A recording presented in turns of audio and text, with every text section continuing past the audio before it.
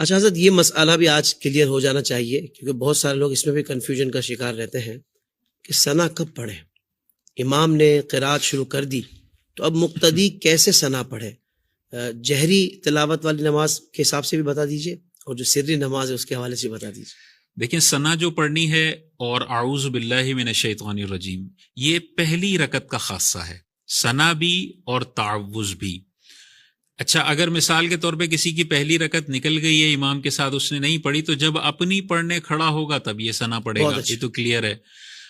دوسرا مسئلہ یہ ہے کہ امام کے ساتھ اس کو پہلی رکعت مل گئی ہے اور امام نے ابھی قرات شروع نہیں کی، تو ظاہر ہے یہ اللہ اکبر بول کے ثنا پڑھے گا، لیکن اعوذ باللہ نہیں پڑھے گا، کیونکہ اعوذ باللہ قرات کے لوازمات میں سے ہے، اور امام قرات کرے گا تو اعوذ باللہ اس نے پڑھنا ہے۔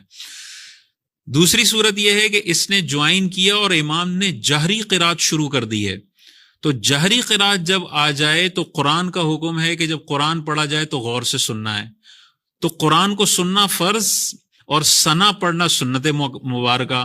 تو جب فرض اور سنت میں سے کسی ایک کا انتخاب کرنا ہو تو فرض کا انتخاب کریں گے، ثنا چھوڑ دیں گے۔ بالکل صحیح۔ اور اگر سری نمازیں، ظہر کی نماز ہے، عصر کی نماز ہے، اور آپ نے اللہ اکبر بولا، تھوڑا لیٹ بولا، لیکن ابھی امام صاحب رکوع میں نہیں گئے، تو آپ ابھی ثنا پڑھ سکتے ہیں، کیونکہ امام صاحب اب جہری قرات تو کر نہیں رہے کہ قرآن نہ سننے کا وبال آپ پر آئے، صحیح۔ واہ تو واہ۔ یہاں پہ فرض اور سنت ٹکرا نہیں رہے۔ سبحان جب اللہ۔ ٹکرا نہیں رہے تو پھر آپ نے ثنا پڑھ لینی ہے۔